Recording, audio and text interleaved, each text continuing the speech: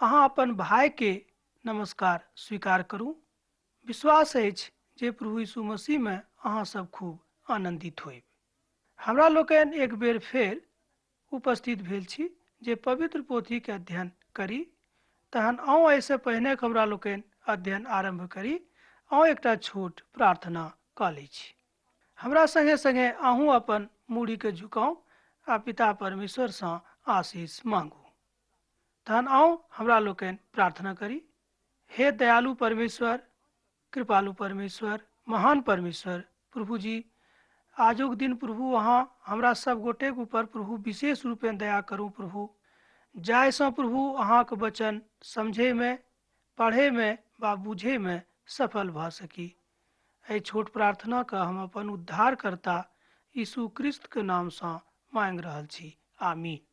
तहन आउ हमरा लोकनि अध्ययन आरंभ करी। तहन हमरा विश्वास अछि कि अहाँ सब लोग तैयार होएब। अब मन एम्हर उम्हर नहीं लऽ जाऊं आ नहीं एम्हर उम्हर ताकू।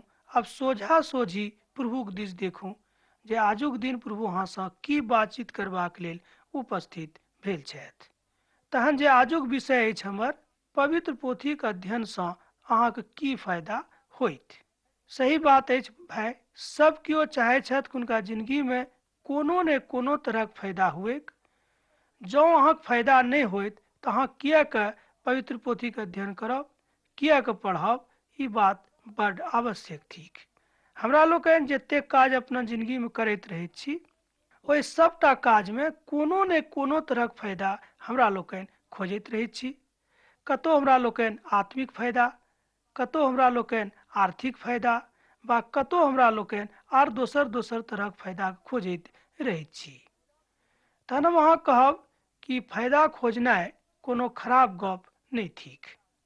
फायदा अहाँ जरूर खोजू, मुदा एहि तरह से खोजू जाहिसँ कि पिता के प्रेम से अहाँ वंचित नहीं रही। पवित्र पोथी के अध्ययन से एहि सबटा बातक के ऊपर हमरा लोकनि अध्ययन करब वा जानब। तहन कोना के होइत ई सब, वह पुरने बात हम दोहरिया रहल छी। क्रमबद्ध अध्ययन से हमरा लोकनि के कहियो घाटा नहीं होइत, हमरा लोकनि फायदे में रहब। किएक तऽ प्रभु यीशु मसीह कहलखिन कि हमरा नाम से जँ केओ अहाँके एक लोटा पानियो पिया देने अछि तो कहियो अपन एना कहियो जे हुनका ओहि काज से जे फायदा होबाक चाही ओहि बात से कहियो वंचित नहीं रहता। एहि बातक उच्चारण बड़ नीक अछि। तहन एहिठाम फायदा शब्द से अहाँके खूब फायदा भऽ जायत। जँ एहि बातक अहाँ नहीं जानि रहल छी तऽ आजुक दिन अहाँ जानू प्रभु अहाँके सोर पारि कऽ बजा रहल छथिन।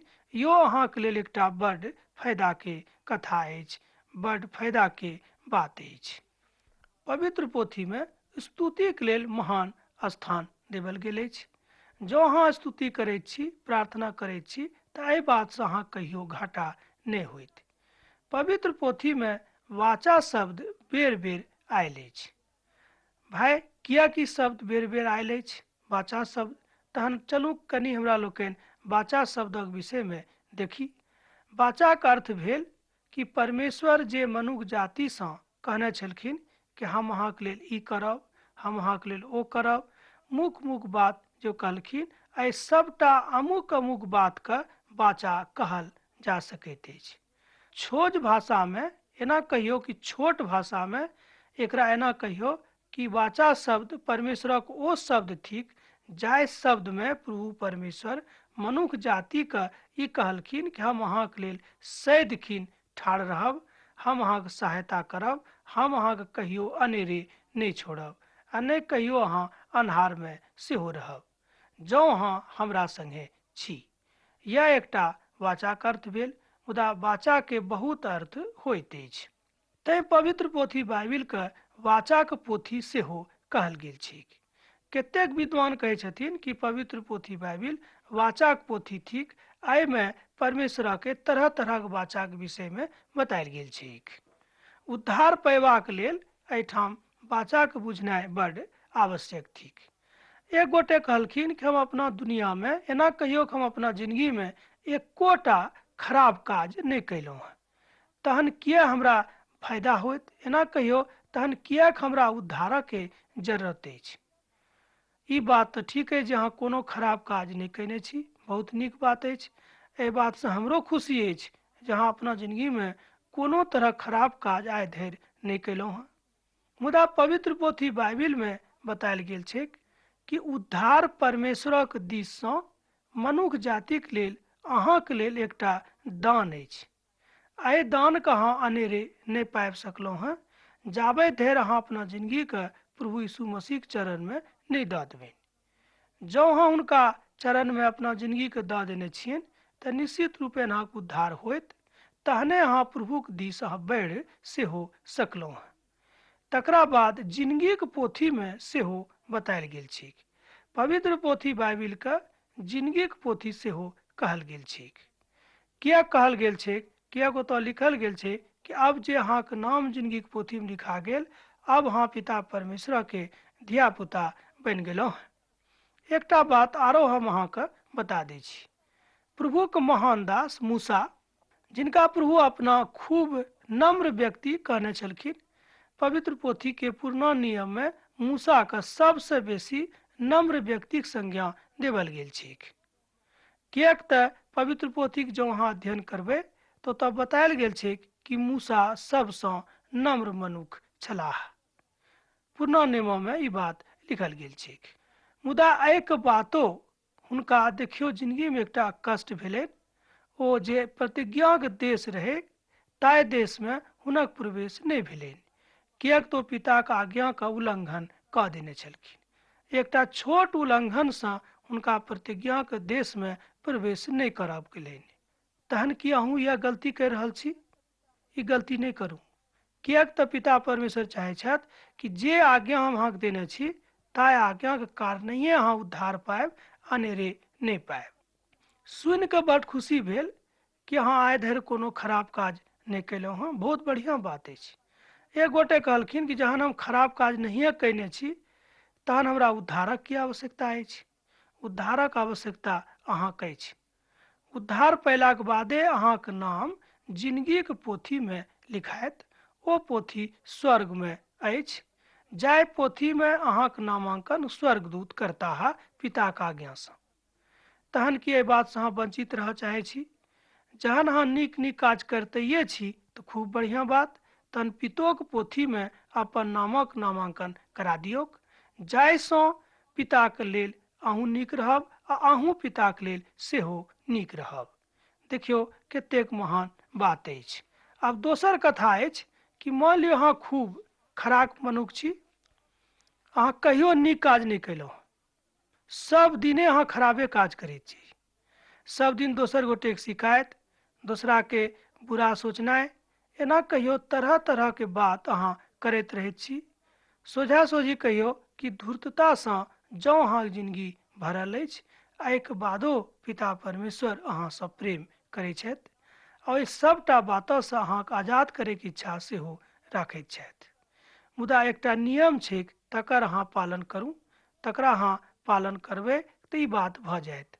ओ थिक जे अपन पापक अहाँ अंगीकार करू, स्वीकार करू जे आजुक दिनसँ प्रभु हम एहि तरह गलती नहीं करब। तहन अहाँ दू चारि टा बातक देख ली जाहिसँ आरो अहाँके फायदा होइत जे अहाँ कोना कऽ उद्धार पायब। देखियौ पवित्र पोथी अध्ययनक एकटा जे नियम देवल गेल छै एकटा विद्वानक दिससँ, तकरा हम पढ़ि रहल छी। पहिल नियम भेल प्रार्थनाक साथ शुरुआत, दोसर भेल विश्वासक साथ मनन, तकरा बाद एहि पोथीके एक एक कऽ अध्ययन। जहन पोथीके अध्ययन अहाँ समाप्त करब तकरा बाद अहाँ सोचबै कि एहि पोथीसँ हमरा लोकनि की सब सिखलहुँ हैं। कतेक लोक छथि कि खूब नीक जकाँ पढ़ि देने छथिन, मुदा हुनका कोनो बात याद नहीं रहैत छै। भिनसरमे पढ़लखिन आ 10 बजे पूछबै यौ आइ बाइबिलसँ अहाँ की पढ़लियै, ओ कहथिन कि नहीं हमरा यादे नहीं अछि, भिनसरमे तऽ पढ़ने छलहुँ हँ मुदा एखन हमरा याद नहीं अछि। तैँ एहि तरहक आदत जँ अहाँके अछि, एहिसँ अहाँ मुक्ति प्रदान करू।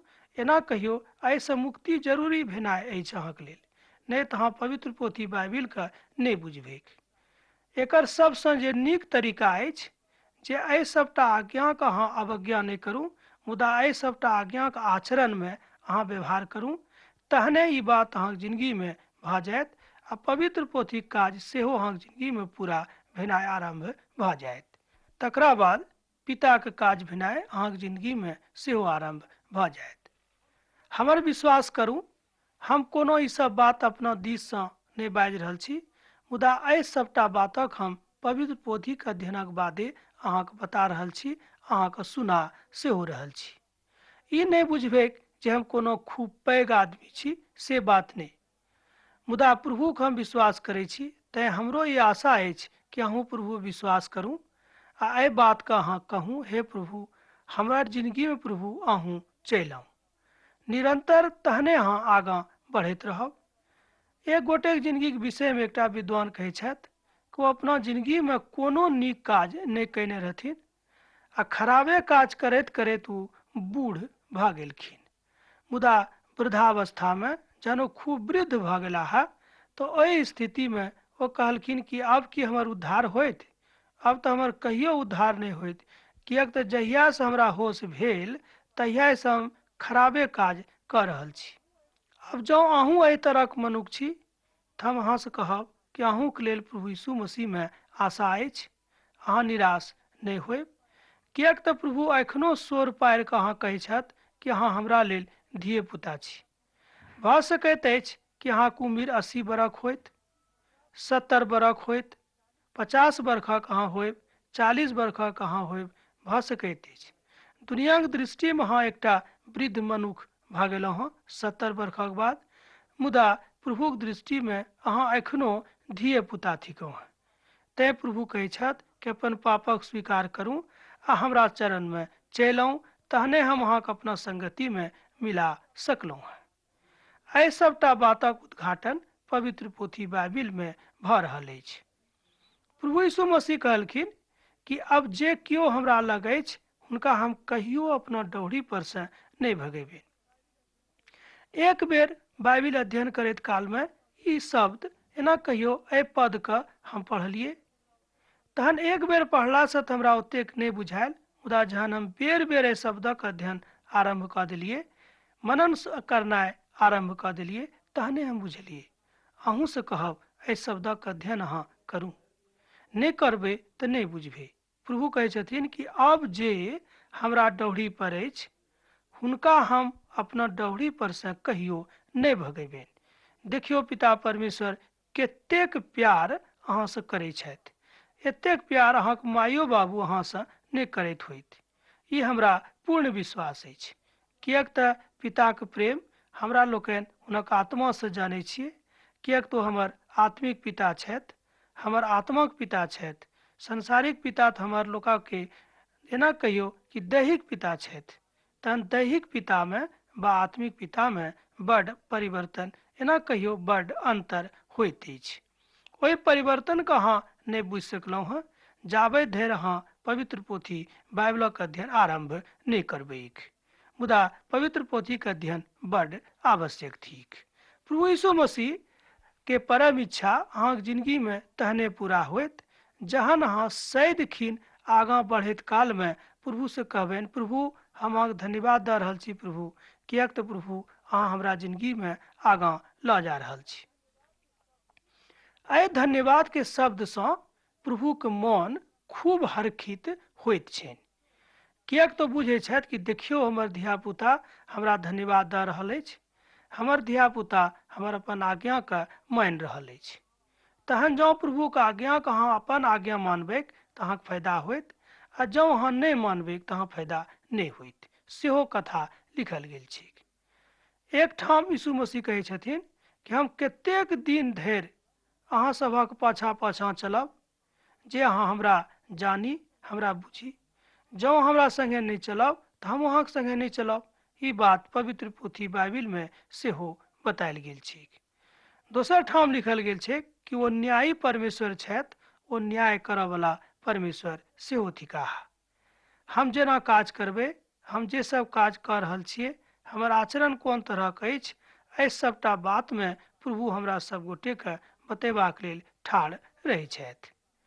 मुदा जँ हमर आचरण नीक नहीं अछि, हम दूसरा संगे नीक व्यवहार नहीं राखै छी, तऽ निश्चित रूपेण अहूँ एहि बातक कहियो आशा नहीं राखब कि केओ अहूँक संग नीक व्यवहार करत। ई बात पवित्र पोथी बाइबिल में बतायल गेल छै। देखियो कतेक व्यवहारिक ज्ञान से परिपूरित अछि पवित्र पोथी बाइबिल। अहाँक पोथी बाइबिल ई अहींक पोथी अछि। ई नहीं बुझबे कि केकरो दोसर गोटे के ई पोथी थिक। पवित्र पोथी में एहि सबटा व्यवहारिक ज्ञान से भरल अछि। कोना हमरा लोकनि दोसरा से कथा करबे, कोना हुनका सामने हमरा लोकनि बैसबे, ई सबटा बातक विषय में पवित्र पोथी में बतायल गेल छै। इफिसियोक पोथी तकर 5 अध्याय में एहि बातक विषय में बतायल गेल छै। ओतऽ लिखल गेल छै कि अहाँ अपन धिया पुता के साथ कोना व्यवहार करबेन, अहाँ अपन पत्नी के साथ कोना व्यवहार करबेन, आ पत्नी अहाँ के साथ कोना व्यवहार करती, एहि सबटा बातक विषय में उद्घाटन कयल गेल छै। ई सबटा बातक उद्घाटित तथ्य पवित्र पोथी में समायल छै। मुदा जँ अहाँ एहि सब बातक नहीं बुझबे तो पवित्र पोथी के अध्ययन कोनो तरह से सरल नहीं होइत। अब ऐसे अहाँ डरायब नहीं कि पवित्र पोथी के अध्ययन सरल नहीं थिक। पवित्र पोथी के अध्ययन बड़ सरल थिक जँ अहाँ प्रार्थना के साथ शुरू करबे। तहन 3टा बात अब आबि रहल अछि, तकरा अहाँ एक एक कऽ के जँ लिख ली तो नीक रही, आ जँ नहीं लिखऽ चाहे छी तो कनि ध्यान दऽ कऽ सुनियौक। पवित्र पोथी के मनन करू। पवित्र पोथी के ऊपर एना कहियो जतेक लिखल पोथी सब छै तकरा अहाँ पढ़ू। जतेक विद्वान सब पवित्र पोथी के ऊपर लिखने छथि तकरो कोशिश करू जे एम्हर ओम्हर से उपरा के पढ़ी, अपन ज्ञानक आगाँ बढ़ाबी। तकरा बाद एहि सत्यक बात दोसरो लग तक लऽ जाऊ। मान लियो अहाँ प्रभु यीशु मसीह के जानि गेलहुँ, एहि सत्य से अहाँ अवगत भऽ गेलहुँ हँ, तो एतबे से अहाँ संतुष्ट नहीं रहू। अब अहाँके काज अछि जे प्रभु यीशु मसीह के ज्ञान का जे अहाँ प्राप्त कैलहुँ हँ अब दोसरो गोटे तक लऽ जाऊ। मान लियो जो अहाँ नहीं लऽ जेबै तो ई नीक नहीं अछि, किएक तऽ पवित्र पोथी में बतायल गेल छै कि अब जँ अहाँ उद्धार पाबि गेलहुँ हँ एतबे से अहाँ संतुष्ट नहीं रहू, दोसरो के उद्धार करबाक लेल अहाँ चिंता करू। तैं देखियो आजुक दिन पवित्र पोथी की वचन अहाँक लग अपन भाषा में पहुँच रहल अछि। अब एहिसँ बेसी नीक गप की भऽ सकैत अछि। तहन आब बुझि गेलहुँ हँ कि पिता परमेश्वर कतेक अहाँसँ प्रेम राखैत छथि। छोट छोट बातसँ प्रभुके प्रेम अहाँके जिंदगी में झलकत। मुदा एकटा बात जरूर अछि, मान लियो जँ अहाँके लग 1 टका अछि तो वही पर विश्वास करू आ तकरे ऊपर अहाँ विश्वास कऽ कऽ आगाँ बढ़ाऊ। मान लियो जकरा लग 10 टका छनि तो 10 टका काज करता, जिनका लग 1 टका छनि तो 1 टका काज करता। इहो बात पवित्र पोथी में बतायल गेल छै। जतेक अहाँके देवल गेल अछि ओतबे से अहाँ संतुष्ट रहू। दूसरा के धन देख कऽ, दूसरा के धिया पुता के देख कऽ अहाँ ईर्ष्या नहीं करू। एहि सबटा बातक के ज्ञान ई सबटा की अछि? ई सबटा व्यवहारिक ज्ञान अछि। ई सबटा बातक विषय में पवित्र पोथी में बतायल गेल छै। अब एकटा बातक बुझनाइ सेहो बड़ आवश्यक थिक, ओ थिक पवित्र पोथी बाइबिल कोना कऽ लिखायल गेल। मुदा जेना हम पहिनहिए अहाँके कहने छलहुँ हँ कि पवित्र पोथी बाइबिल मिला जुला कऽ 40 विद्वान छलाह ओ एहि पोथी के निर्माण कैलथि, लिखलनि। आ 40 विद्वान एक समय के नहीं छलाह। एना बुझियो सैकड़ों सैकड़ों बरस के अंतर हुनका दोनों के जिंदगी काल में रहनि। एहिके बादो पिता परमेश्वरक प्रेरणा से एहि पोथी के सृष्टि भेलैक, एहि पोथक लिखनाइ आरंभ भेलैक आ समापन सेहो भेलैक। आरंभ आ समापन दोनों प्रभुक लग छनि। एहि बातक अहाँ बुझी, किएक तो लिखल गेल छै कि पिता परमेश्वरक प्रेम अहाँक जिंदगी में अछि। अहाँ एहि बातक बुझि सकलहुँ। संपूर्ण पोथी में एहि बातक वर्णन कयल गेल छै। जाहिसँ एहि पोथी के विषय में तकरा बाद एहि पोथी के काजक विषय में सेहो बतायल गेल छै। एक विद्वान कहै छथिन कि जे केओ बाइबिल पढ़त ओ पिताक परमेश्वरक खूब नीकसँ जानि सकैत छथि। सचमुच में ईश्वर के थिकाह, सचमुच में ईश्वरत्व की थिक, एहि सबटा बातक अहाँ पवित्र पोथी बाइबिलक अध्ययनक बादे जानि सकलहुँ। हमरा लोकनि शांतिके लेल, शांति प्राप्तिके लेल तरह तरह काज करैत रहैत छी, खूब मेहनत सेहो करैत रहैत छी, मुदा एहिके बादो हमरा लग शांति नहीं आबैत अछि। जँ प्रभु यीशु मसीह के प्रवेश अहाँके जिंदगी में भऽ जायत तऽ हम अहाँके आश्वासन दऽ रहल छी कि अहाँके जिंदगी में शांति आबि गेल। एहि तरहक बहुत लोक एहि संसारमे छथि, हुनकासँ अहाँ भेँट कऽ कऽ एहि सब बातक विषयमे जानकारी प्राप्त करि सकलहुँ। एकर सबसँ बेसी प्रमाण अछि पवित्र पोथी बाइबिल। जँ अहाँके लग पवित्र पोथी बाइबिल अछि तकर अध्ययन आरम्भ करू, शुरुएसँ पढ़ू, जाहिसँ ई जे परम शांति थिक पिता परमेश्वरके, एहि शांतिसँ अहूँ अवगत भऽ जायब। एहि विषयमे प्रभु यीशु मसीह स्वयं बाजि रहल छथि। जँ सत्य अहाँके ऊपर रहत तऽ सत्य अहाँके ऊपर राज करत। लिखल गेल छै कि सत्य एकटा एहन थिक छी, एना कहियो सत्य एकटा एहन वस्तु थिक जाहि वस्तुसँ हमरा लोकनि आजाद भऽ सकलहुँ हँ। पापके एना कहियो बाटसँ हमरा लोकनि अलग भऽ सकलहुँ हँ। पाप हमरा सब गोटेके एना कहियो कि पाप एकटा एहन शब्द थिक जे हमरा सबके अहाँके सब संसारसँ एतेक जोड़ि दैत अछि कि हमरा लोकनि प्रभुसँ अलग भऽ जाइत छी।